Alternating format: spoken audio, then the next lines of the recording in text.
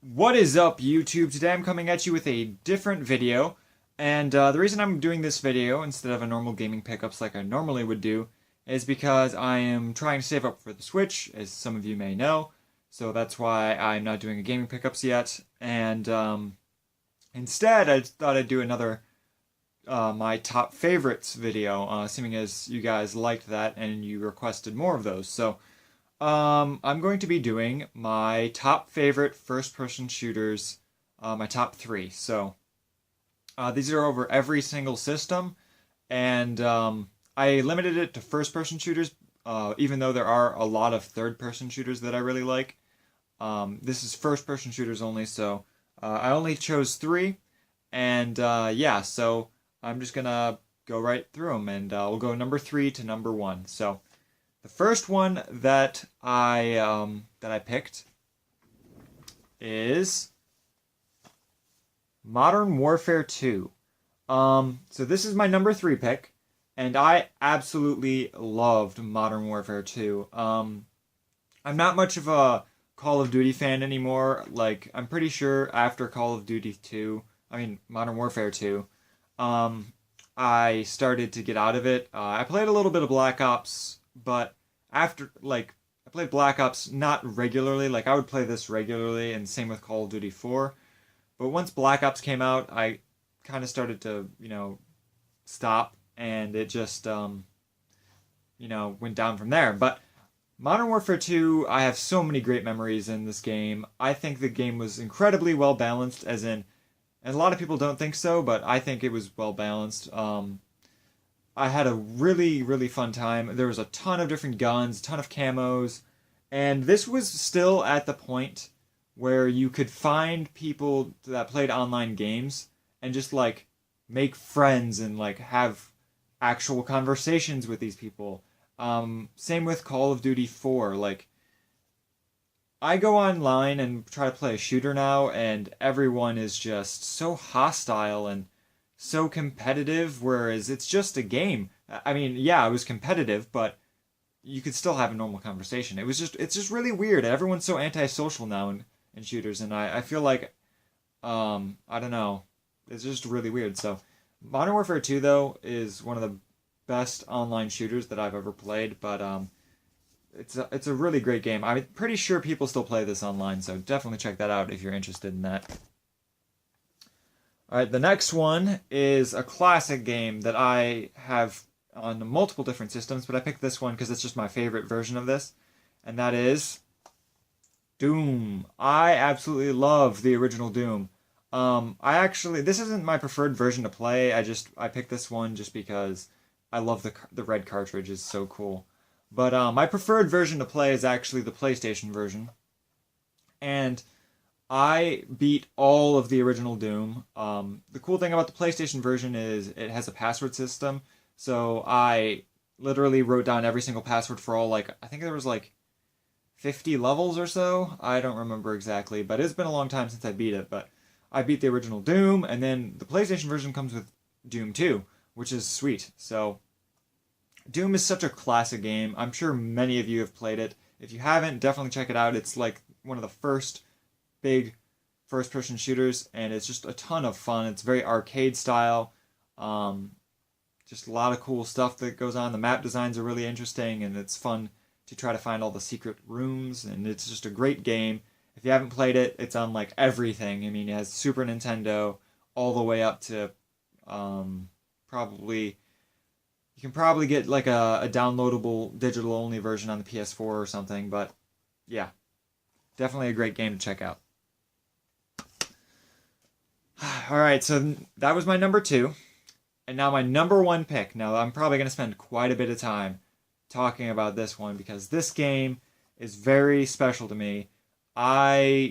This is unbeaten in terms of first-person shooters. I absolutely love this game. It didn't get the best critical reception, but I'll talk about why in a second. So, my favorite first-person shooter of all time is MAG. I loved this game. This game literally was the perfect shooter for me. Everything about this game I enjoyed. It was such a well done game, and I'm so upset that there's no sequel, and there will never will be a sequel, and that it's shut down. So you can't really play this. This game's basically a paperweight. But I bought this game on launch day. I beta tested it, and that's where I really got hooked. I was like, oh my god, the concept of this game is so cool. And I beta tested it, and then when it came out, I got it on launch day, and it was such a great game. Everybody who played this game regularly loved this game, obviously, but like it was such a different, unique game. The problem with this game, it didn't get a critically good reception because this came out right around the exact same time as Modern Warfare 2. And as you know, that was basically like the pinnacle of Call of Duty success.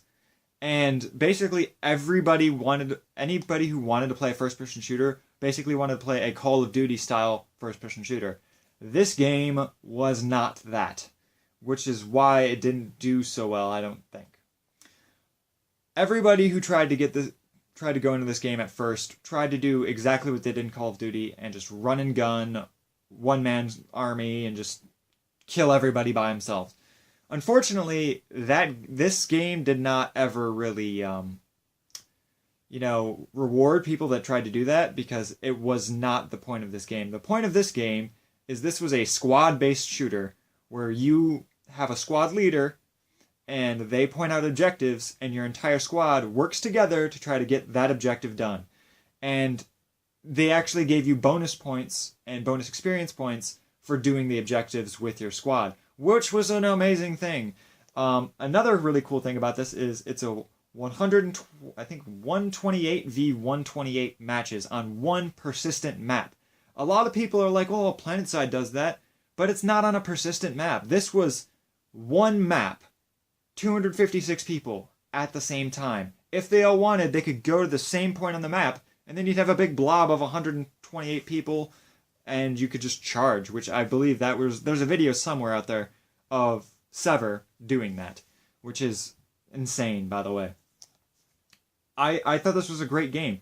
I believe I have a screenshot somewhere on my PS3 or something of, I think I had 150 something hours put into this game, and it's an online only game, and it didn't count the time in the lobby, which the time in the lobby took forever, especially towards the end of this lifespan. Oh, but this game was so worth it. It had a really cool system where you basically picked one army and then fought with that army all the way till the end of your leveling progress. So there's 3 different armies to choose from, and if you picked one army, you were stuck with them until the end. Eventually, they did introduce like a prestige system just because people were complaining there wasn't any end game content, so they introduced a prestige system where once you reached level 70, you could restart and pick a new army from level 1, but once you picked another one, you obviously had to continue all the way to level 70 again. I ended up doing that 3 times. I actually avoided, I picked Raven the first time, Valor the second time, and then I went back to Raven. I never picked Sever just because I didn't like them. There was a balancing issue in this game, unfortunately. There was, the guns on Sever were slightly more overpowered than, not like by a huge margin, but it was enough to be noticeable compared to Valor and Raven. Valor and Raven were very evenly matched. Sever just had an edge in everything in terms of guns, and unfortunately, due to that, everyone picked Sever when choosing their army after a while. So basically, it was like Sever versus everyone, so that kind of sucked. I really liked the map design in this game, and just the amount of objectives, especially in Sabotage, were such a cool, like, there were, like, I'd say 30 to 40 different objectives you could do in Sabotage, and it was so much fun, because if you had a small group, like, there was one time, I was in, like, actual clans for this. My clan was up at, I think, to, like, 20 people online at one time, and we basically had 2 squadfuls of people, and basically we took our squad, one of our squads, and we had them flank around behind while they were attacking one of our posts. So basically one squad was in there defending, and we had one team waiting off to the side, and once they started kind of rushing in, we had them kind of closing behind them. And it's really cool because it's the only game that I could think of off the top of my head that allows you to do those type of tactics, like, reliably. Sure, you can try it in Call of Duty, but the way people play Call of Duty, it's not rewarded, so people just run and gun. In this game, squad tactics are encouraged and they are actually rewarded. So things like that means you win the game quicker, which is really really cool. And there's just never been another online shooter like that.